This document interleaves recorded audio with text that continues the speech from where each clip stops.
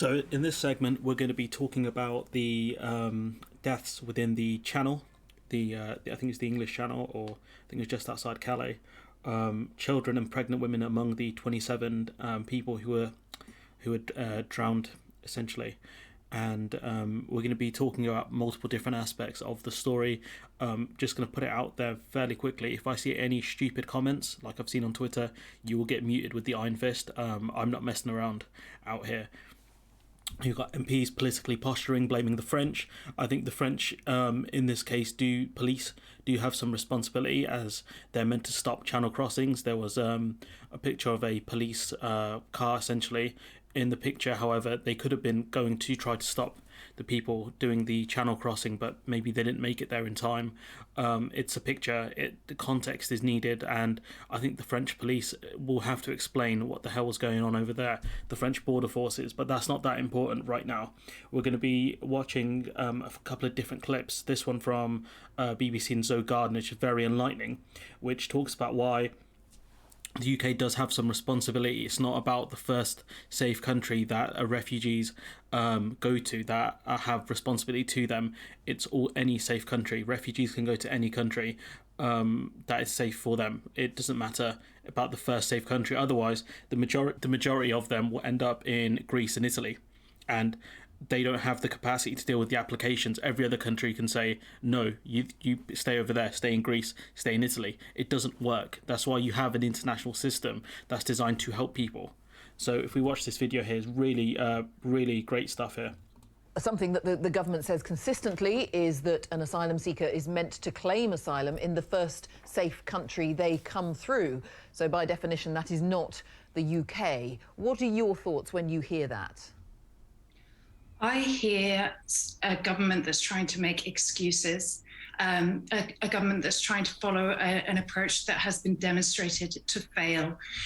There's no requirement on people to seek asylum in the first country they reach. Of course there isn't. Otherwise, nobody would end up seeking protection in the UK. And right, sorry about that. Got distracted. Life. Continuing on with the video.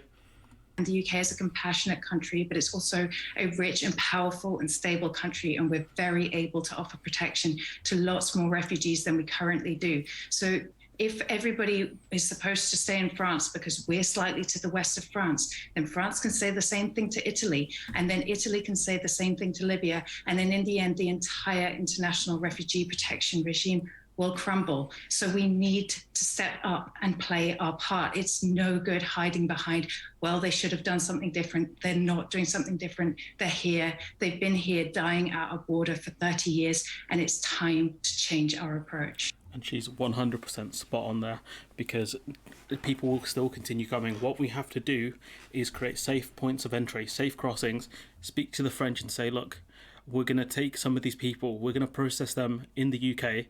The ones that, are given asylum, we will deal with. The ones who don't pass the process, we'll look at, that's where you look at deportations. But 90 plus % of people who come to the UK that are processed here have successful asylum claims. That's what the international community should have done from the start, which is create safe points of entry where people can come, they can have their cases heard and be dealt with properly, rather than the shambles we have now of people making dangerous and illegal crossings.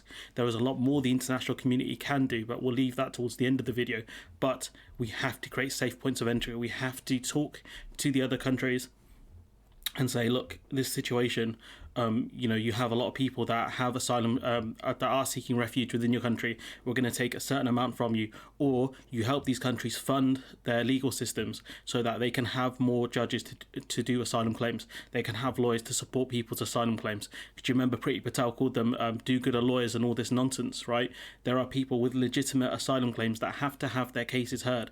That's the point of living in a developed world. Have we not learned anything from World War II that these guys constantly bang on about? There were so many refugee claims that weren't heard. People were denied outright. They were denied outright without having their stories heard.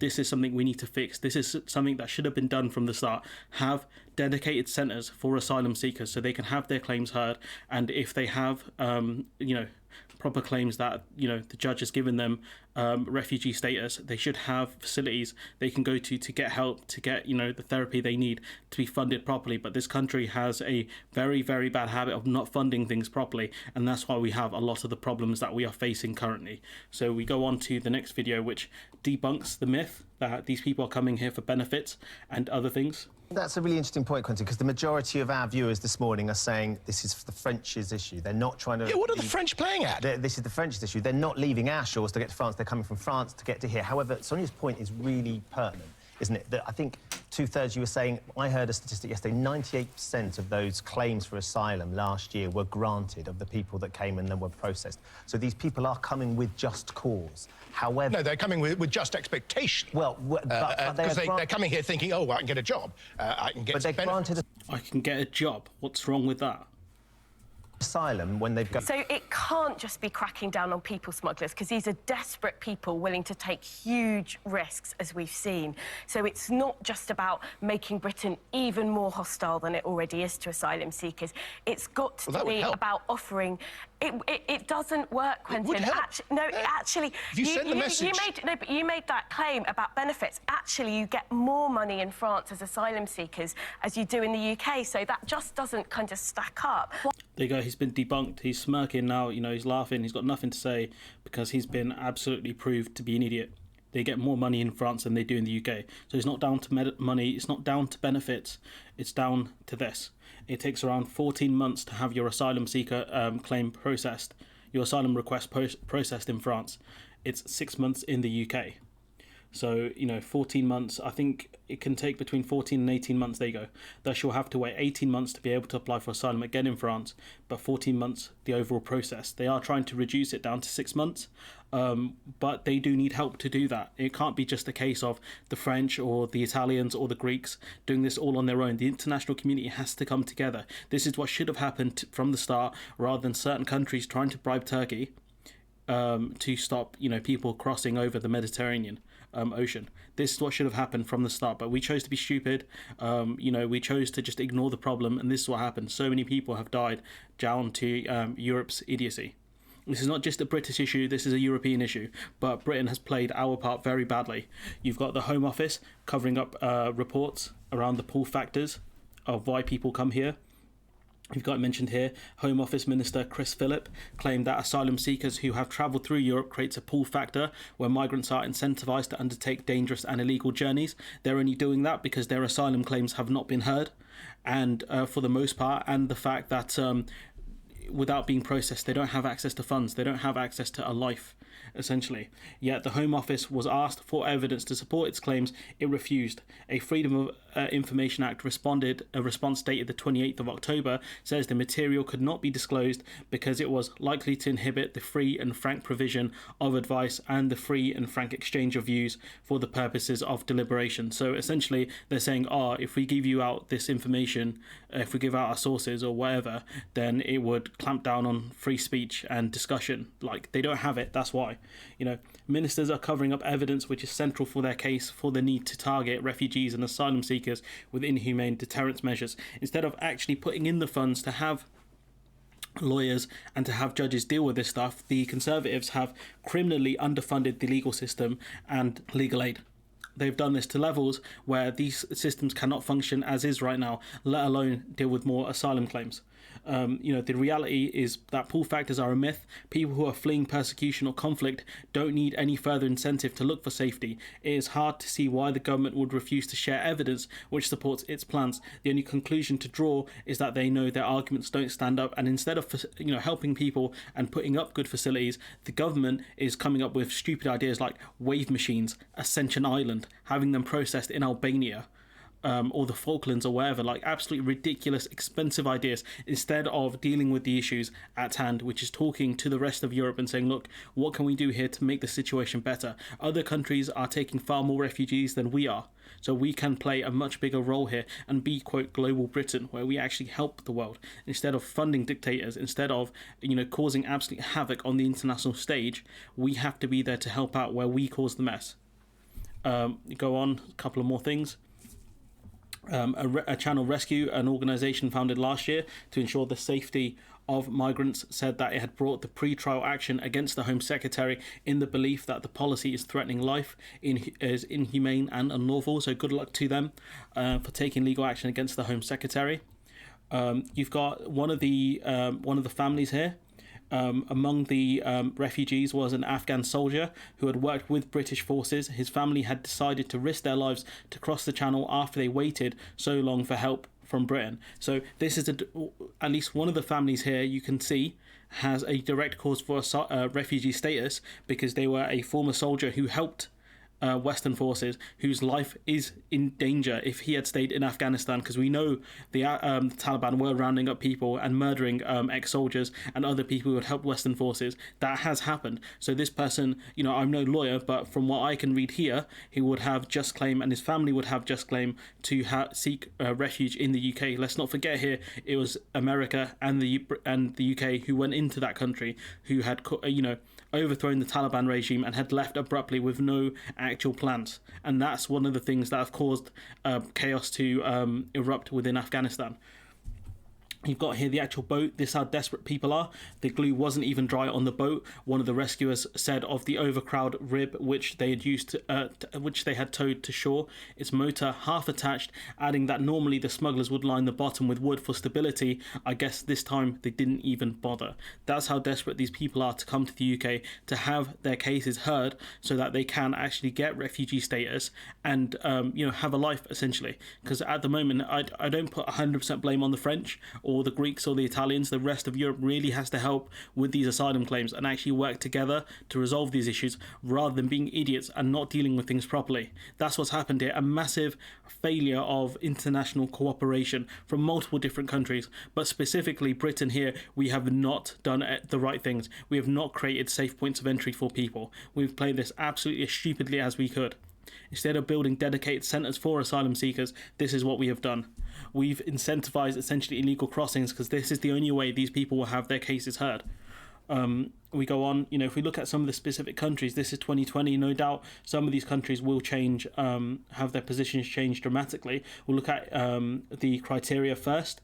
So the asylum seeker must prove they cannot return to their country, their home country, because they fear prosecution or persecution due to their race, religion, nationality, political opinion, gender identity, or sexual orientation. So we look here, Iran, an incredibly repressive regime which will clamp down on you for multiple of those different aspects. Let's not forget what they've done to Nazanin Ratcliffe-Zahawi, how they've arrested her for political gain.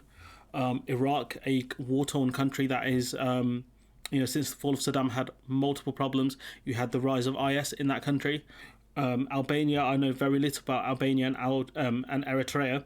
Sudan, a country that I think is still in civil war. You have South Sudan, which was a country, I think, in its own right, which is a war-torn country. It has multiple problems. Syria, a country that's still at civil war. I think that started in around 2014. So it makes sense why you'd have Syrians coming here. Afghanistan, we've just discussed that. Pakistan, a very repressive regime there, and a very repressive culture. India, similar to Pakistan but different religion. El Salvador, a country that has one of the highest homicide rates in the world, and you've got El Salvador, which is way across in Latin America. So you can see why you have these issues, why these people are coming here, and the criteria a lot of these people would fall into. And according to the gentleman here on this ITV programme, Good Morning Britain, he's talking about 97% of claimants having just cause. Two of our viewers this morning are saying this is the French's issue. They're not trying to... Yeah, what are the French playing at? This is the French's issue. They're not leaving our shores to get to France. They're coming from France to get to here. However, Sonia's point is really pertinent, isn't it? That I think two-thirds, you were saying, I heard a statistic yesterday, 98% of the... 98% of claims are found to be legitimate. So if we actually created safe entryways to the UK where people could have their cases heard, we would not be having situations like this. It would vastly reduce these situations. People are still coming here. People are still making that dangerous journey, even though they would have heard about what's happened here.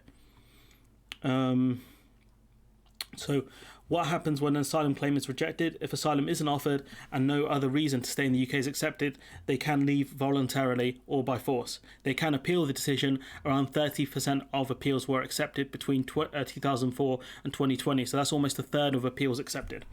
But until they actually get asylum, until, they don't receive a lot of financial support, but they won't be eligible for things like healthcare or benefits or anything like that until their asylum claims are processed and they're successful. That's why people are so desperate. The same thing I would assume would be happening in France.